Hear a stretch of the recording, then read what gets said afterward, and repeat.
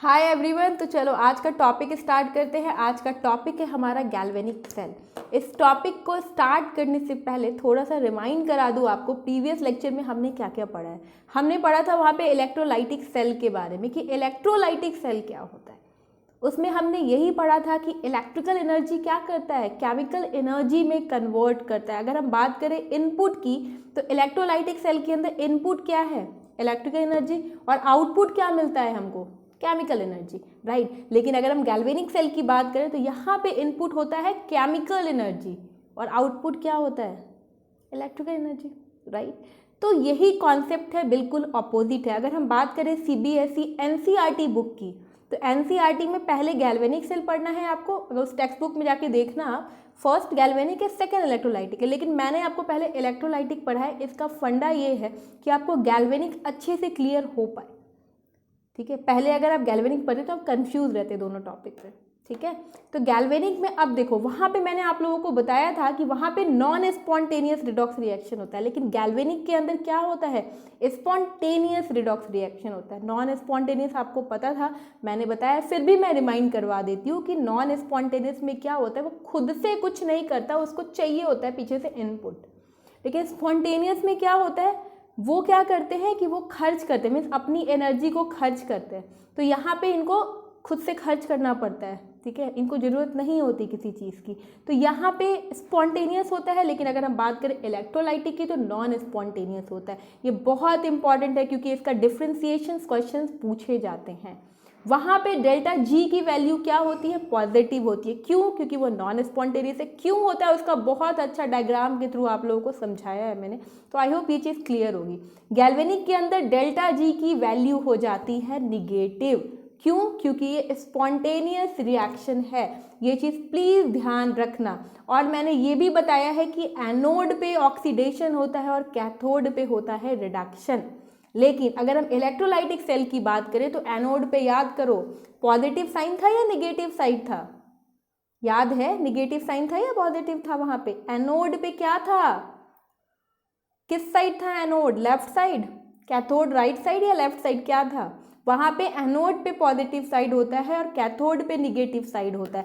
लेकिन अगर हम गैल्वेनिक की बात करें तो गैल्वेनिक पे बिल्कुल उल्टा होता है। तो ये कुछ कॉन्सेप्ट है जो इलेक्ट्रोलाइटिक और गैल्वेनिक के बीच का डिफरेंस है। लेकिन ये होता कैसे, ये पूरा कॉन्सेप्ट समझे। आखिर ये गैल्वेनिक का कॉन्सेप्ट आया कैसे होगा, सोचने वाली बात है ना। ये किसने लेके आओगे, इस कॉन्सेप्ट को समझिए। बाकी पूरा ही डिफिनीशन इसमें लिखा है, वो आप पढ़ लेना, ठीक है। कॉन्सेप्ट को समझो कि आखिर ये गैल्वेनिक सेल आया क्यों। देखो, एक साइंटिस्ट थे, अब साइंटिस्ट तो तुम्हें पता ही है कैसे होते हैं, राइट। ऐसे लैब में बैठे थे, कुछ काम नहीं था, ठीक है, बैठे अवेले बैठे हुए। उन्होंने क्या देखा, उन्होंने एक कंटेनर था वहाँ पड़ा हुआ, उन्होंने उठा लिया कुछ इस तरीके से। अभी मैं आपको दिखाती हूँ। कुछ इस तरीके से कंटेनर था रखा हुआ, ठीक है। उसके अंदर क्या किया, एक सॉल्यूशन फिल कर दिया। वो सॉल्यूशन किस चीज़ का सॉल्यूशन फिल किया, ये जो सॉल्यूशन था वो था CuSO4, क्लियर, कॉपर सल्फेट का सॉल्यूशन इसमें फिल कर दिया।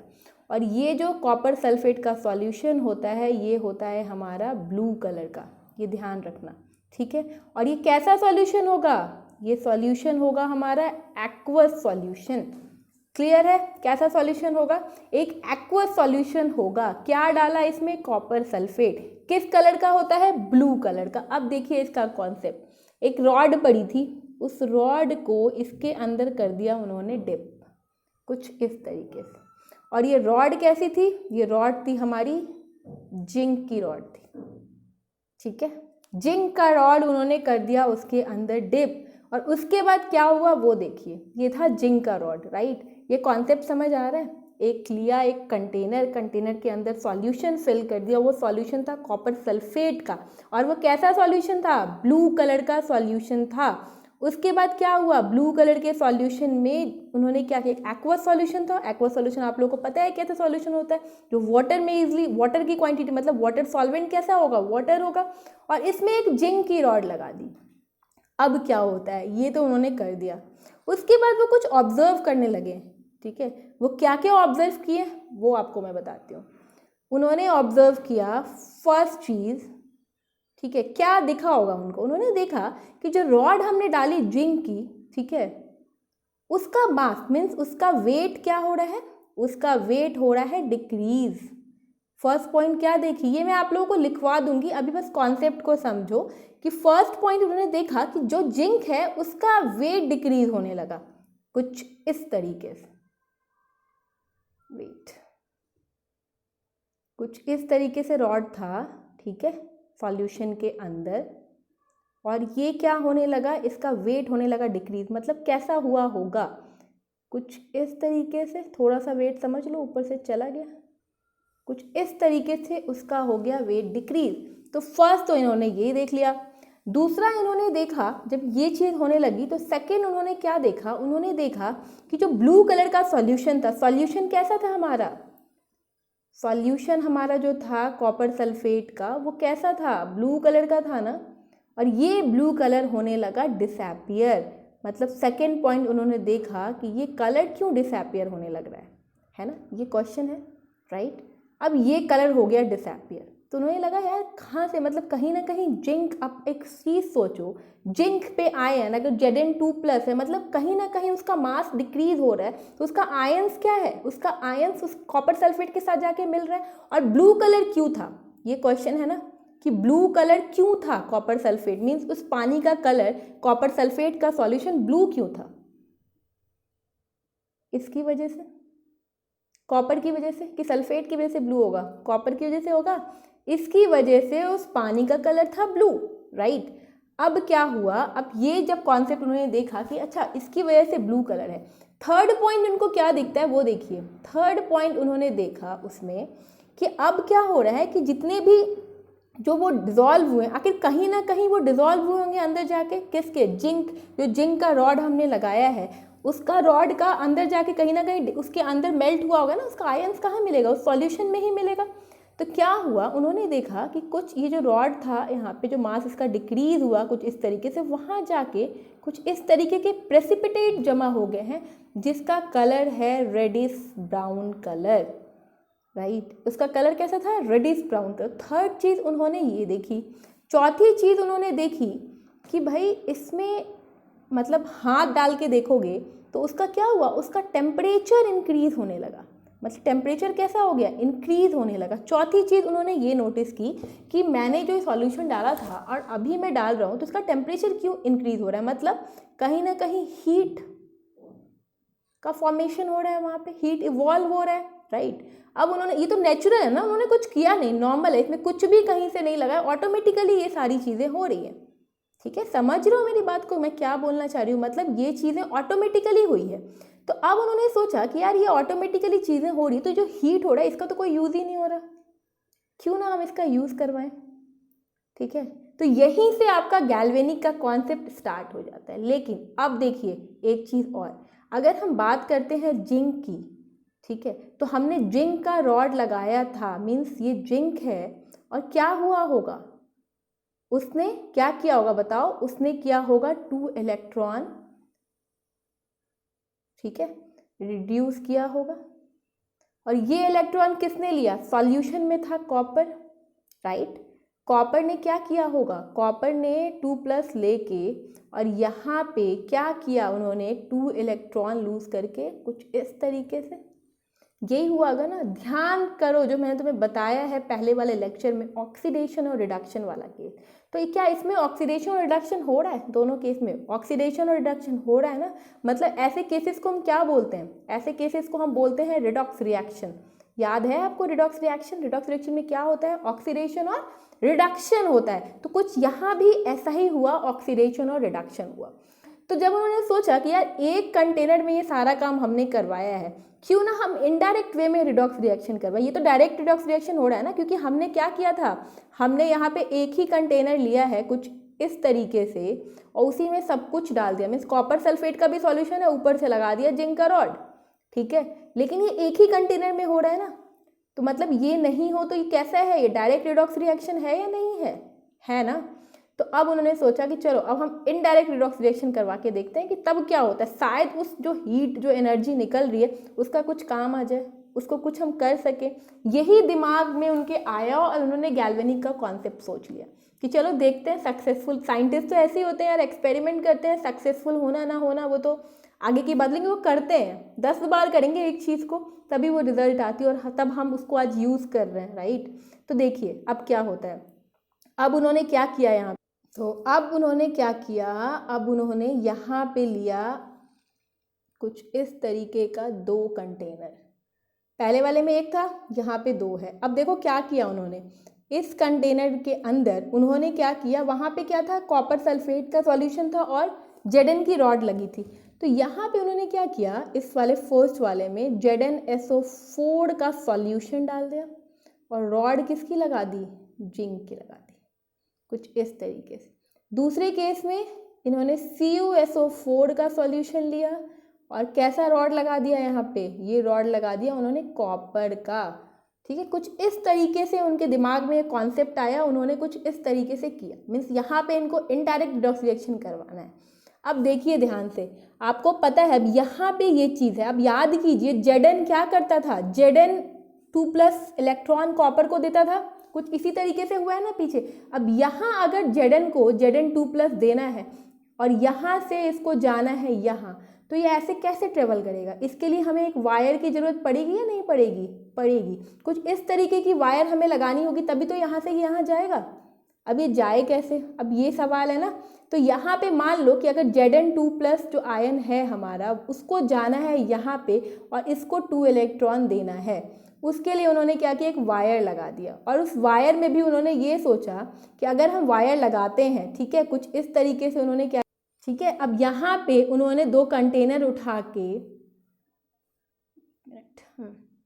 कुछ इस तरीके से 2 लिया और इसमें लगा दिया ऐसे वायर, क्यों, क्योंकि यहाँ पे उनको 2 आयन देना है। मीन्स अगर हम बात करें इस रॉड की, तो यहाँ पे जिंक है और यहाँ पे है कॉपर। ये बात ध्यान से समझिए इस कॉन्सेप्ट को पहले आप, ठीक है। यहाँ पे है जिंक और यहाँ पे क्या है, कॉपर है, राइट। अब यहाँ से इसको इलेक्ट्रॉन देना है, मतलब ये वाला जो रॉड है इसमें तो पूरा ही इलेक्ट्रॉन का ट्रांसफ़र हो रहा है, कुछ इस तरीके से ये जाएगा इसके अंदर, ठीक है। अब उन्होंने क्या किया, इस बीच में उन्होंने एक इलेक्ट्रिक अप्लायंस, उनके दिमाग में कॉन्सेप्ट आया, क्यों ना एक इलेक्ट्रिक अप्लायंस लगा दिया जाए, ठीक है। तो यहाँ पे क्या किया, देखो कैसे जुगाड़ से उनका दिमाग चलता है, ये देखो ध्यान से, साइंटिस्ट लोग ऐसे ही काम करते हैं। यहाँ पे उन्होंने एक बल्ब लगा दिया, बोला कि अगर ये बल्ब जल गया मीन्स व्हाट, हमारा ये मिशन सक्सेसफुल हो गया, ठीक है। करंट आपको पता है कि इलेक्ट्रॉन का फ्लो अगर ऐसे होता है तो करंट उसके ऑपोजिट में मूव करता है, ऐसे ही चलता है ना करंट का प्रोसेस। इलेक्ट्रॉन अगर हम ऐसे, तो इलेक्ट्रॉन तो इस वे में अगर जा रहा है तो क्या होगा, करंट अपोजिट डायरेक्शन में। तो उन्होंने यही दिमाग लगा के यहाँ पे एक इलेक्ट्रिक अप्लायंस में बल्ब लगा दिया। अब ये बल्ब लगाया, अब यहाँ से उन्होंने ट्रांसफर स्टार्ट किया। अब एक चीज़ देखो, निगेटिव और पॉजिटिव वाली बात। अब यहाँ पे ये वाला रॉड हमारा क्या है, यहाँ पे क्या हुआ था, Zn क्या किया था, 2 इलेक्ट्रॉन दिया था। मतलब यहाँ पे अगर देखा जाए तो यहाँ पे हमारा कौन सा कॉन्सेप्ट लगेगा, ये सोचो, ऑक्सीडेशन। अगर Zn दे रहा है तो ऑक्सीडेशन ही होगा ना, यहाँ पे ऑक्सीडेशन हुआ, मतलब ये एनोड हुआ, क्योंकि एनोड पे ही ऑक्सीडेशन होगा, ये दोनों में सेम होता है। तो यहाँ पे कैसा साइन होगा, इलेक्ट्रॉन अगर जा रहा है मतलब पूरा ही यहाँ पे कैसा साइन होगा, निगेटिव होगा, पॉजिटिव होगा या नेगेटिव होगा, खुद सोचो। इलेक्ट्रॉन का ट्रांसफर होगा, इलेक्ट्रॉन मूव कर रहा है वायर से एक दूसरे में, तो यहाँ पे ये निगेटिव हुआ या नहीं हुआ। लेकिन याद करो इलेक्ट्रोलाइटिक सेल, वहाँ पे एनोड क्या था, पॉजिटिव, राइट। तो ये हो गया। यहाँ पे तुम लोग देखे हो कॉपर का वो लेता है ऑब्वियसली यहाँ पे, तो यहाँ ये कैसा हो जाएगा, यहाँ पे पॉजिटिव साइन हो जाएगा, कैथोड। तो यहाँ पे ये चीज़ उल्टी होती है, लेकिन ऑक्सीडेशन रिडक्शन दोनों में सेम होता है। मीन्स एनोड पे ऑक्सीडेशन और कैथोड पे रिडक्शन। ये चीज़ें ध्यान रखना, बच्चे इसमें बहुत गलतियाँ करते हैं और बहुत कंफ्यूज होते हैं, ठीक है। तो कुछ इस तरीके से उन्होंने ट्रांसफ़र कराना स्टार्ट किया और क्या हुआ, फाइनली बल्ब जल गई। जब बल्ब जल गई तो उनका मिशन हो गया सक्सेसफुल। लेकिन उसके बाद एक आ गई प्रॉब्लम। बल्ब कितने मिनट जली, बल्ब जली बच्चों 3 मिनट। 3 मिनट के बाद बल्ब हो गई बंद। अब उनके दिमाग में आया कि ऐसा हुआ क्यों होगा, बल्ब क्यों बंद हुई, जब सब कुछ सेटअप हमारा सही लगा। लेकिन इतना उनको सेटिस्फाइड था कि हमारा मिशन तो सक्सेसफुल हुआ है, क्योंकि बल्ब अप्लायंस जल गया। 3 मिनट के ही सही, लेकिन जल तो गया, ठीक है। अब ये प्रॉब्लम आ गई उनके पास। अब ये क्या करेंगे, मतलब ये पूरा गैल्वेनिक का कॉन्सेप्ट था गाइस, राइट। आप समझो इस चीज़ को कि मैं क्या बोलना चाह रही हूँ, ठीक है। तो ये 3 मिनट के बाद बल्ब हो गया बंद। अब इसके लिए उन्होंने सोचा कि अब हम क्या करें, ठीक है। तो उसके लिए एक आया न्यू कॉन्सेप्ट। उस कॉन्सेप्ट को बताने से पहले थोड़ा सा मैं आप लोगों को बता दूं कि इस पीपीटी में क्या लिखा है मैंने, फिर हम उस प्रॉब्लम का सॉल्यूशन आपको बताएंगे, ठीक है। गैल्वेनिक सेल में इनपुट क्या है, केमिकल एनर्जी, आउटपुट क्या है, इलेक्ट्रिकल एनर्जी, राइट। समझ आ गया। उस अभी वो कॉन्सेप्ट था, अब मैं आपको थ्योरेटिकल लिखवा दूंगी चीज़ें, ठीक है। कॉन्सेप्ट को समझिएगा, हमेशा याद रहेगा, राइट, ठीक है। लिखी हुई चीज़ हर जगह मिलती है, लेकिन कॉन्सेप्ट बहुत इंपॉर्टेंट होता है समझना। मैं अपने हर बच्चों को यही बोलती हूँ कि प्लीज़ कॉन्सेप्ट वाइज पढ़ो, जिससे आप कुछ अच्छा कर सकते हो, ठीक है। देखिए यहाँ पे है स्पॉन्टेनियस रिडॉक्स रिएक्शन हुआ डेल्टा जी नेगेटिव। अब उन्होंने क्या ऑब्जर्व किया, मैंने आपको पीछे बता दिया, बट फिर भी पढ़ लो। यहाँ पे लिखा है कि weight of zinc rod decreases. First case में तो कुछ ऐसा हुआ, सेकेंड में blue colour of solution disappear हुआ, थर्ड में reddish brown colour precipitate observe हुआ, फोर्थ में टेम्परेचर इंक्रीज हुआ। ये क्यों हुआ, किसकी वजह से हुआ, I think you all know very well. Blue colour copper की वजह से था, रेडिश ब्राउन प्रेसिपिटेट आ गया, टेम्परेचर इंक्रीज हो गया। तो उन्होंने कंक्लूजन क्या देखा, उन्होंने कंक्लूजन यही देखा, देख सकते हो आप, जितने 2+2 इलेक्ट्रॉन, मतलब यहाँ पे लॉस ऑफ इलेक्ट्रॉन हुआ। तो यहाँ पे क्या हुआ, ऑक्सीडेशन रिएक्शन। मैंने ये बहुत बार बता दिया है कि ऑक्सीडेशन और रिडक्शन में क्या डिफरेंस है। मेरा फर्स्ट लेक्चर याद कीजिए, सबसे पहला टॉपिक मैंने आपको बेसिक में यही पढ़ाया था। और जेडन में कुछ इस तरीके से हुआ, एनर्जी रिलीज हुई in the form of heat, right. मतलब देखा जाए, एक चीज़ दिमाग लगाओ, केमिकल एनर्जी से इलेक्ट्रिकल एनर्जी में कन्वर्ट करते हैं। समझ आ रहा है, केमिकल डाला और बल्ब जला दिया। सोच के देखो, मतलब उनका कॉन्सेप्ट काम तो किया, लेकिन कुछ प्रॉब्लम आ गई। उस प्रॉब्लम का भी सॉल्यूशन ढूंढा इन लोगों ने। वो प्रॉब्लम क्या था, अभी हम आगे वही पढ़ने वाले हैं, ठीक है। यहाँ पे आप एक बार देख लीजिए, एक बार एक टेबल बना दिया है मैंने डिफ्रेंसिएशन का। इलेक्ट्रोलाइटिक और गैल्वेनिक में कंफ्यूज मत होना। इलेक्ट्रिकल एनर्जी से केमिकल एनर्जी में कन्वर्ट होता है कौन, इलेक्ट्रोलाइटिक सेल। लेकिन गैल्वेनिक केमिकल एनर्जी से इलेक्ट्रिकल एनर्जी में कन्वर्ट होता है। इलेक्ट्रोलाइटिक के अंदर नॉन स्पॉन्टेनियस रिडॉक्स रिएक्शन होता है, गैल्वेनिक के अंदर स्पॉन्टेनियस रिडॉक्स रिएक्शन होता है। यहाँ पे डेल्टा जी पॉजिटिव होता है, लेकिन गैल्वेनिक में डेल्टा जी निगेटिव होता है। वहाँ पॉजिटिव क्यों होता है ये आप लोग जानते हो। एनोड पे पॉजिटिव साइन, कैथोड पे निगेटिव साइन इलेक्ट्रोलाइटिक के अंदर होता है, लेकिन गैल्वेनिक में एनोड पे निगेटिव और कैथोड पे पॉजिटिव। ये बहुत कंफ्यूज करता है बच्चों को, उनको नहीं पता होता पॉजिटिव निगेटिव किसके अंदर होता है, और वो कंफ्यूज हो जाते हैं। ये ध्यान रखना बच्चों कि ये जो कॉन्सेप्ट है गैल्वेनिक का, ये गैल्वेनिक के लिए है, ये ध्यान रखिएगा। इलेक्ट्रोलाइटिक का कॉन्सेप्ट अलग है और गैल्वेनिक का अलग है। तो प्लीज़ इसमें कोई भी डाउट मत रखना अपने दिमाग में कि गैल्वेनिक में निगेटिव हो रहा है तो इलेक्ट्रोलाइटिक में भी एनोड निगेटिव होगा, नहीं, ये बिल्कुल नहीं होगा। इस चीज़ को ध्यान में रखिएगा। ऑक्सीडेशन रिडक्शन सेम है, वो फॉलो करेगा आपके इस पूरे चैप्टर में। और मैंने फर्स्ट लेक्चर में आप लोगों को बताया था ऑक्सीडेशन रिडक्शन में कि इन दोनों का कॉन्सेप्ट ऑक्सीडेशन और रिडक्शन का सेम होता है, ठीक है। तो ये था। अब हम देखेंगे इसका प्रॉब्लम का सॉल्यूशन, वो मैं आपको अभी आगे बताऊंगी, ठीक है। इससे पहले यहाँ तक आप लोगों को आई होप समझ आ गया होगा कि इस टॉपिक में आपको क्या पढ़ना है। तो आई होप ये लेक्चर आप लोगों के लिए क्लियर होगा। क्लियर नहीं होगा तो प्लीज़ मेरे कमेंट बॉक्स में मेंशन कर सकते हो कि मुझे ये प्रॉब्लम है, या जो मेरे पर्सनल जो मेरे स्टूडेंट्स हैं जो ये वीडियो देख रहे हैं उनको जो प्रॉब्लम आएगी वो प्लीज़ आप मुझसे मैसेज में फ़ोन करके पूछ सकते हो। आई होप ये वीडियो आपके लिए क्लियर अंडरस्टैंडिंग रहा होगा। चलो, थैंक यू सो मच। इस लेक्चर के लिए इतना ही। Bye bye.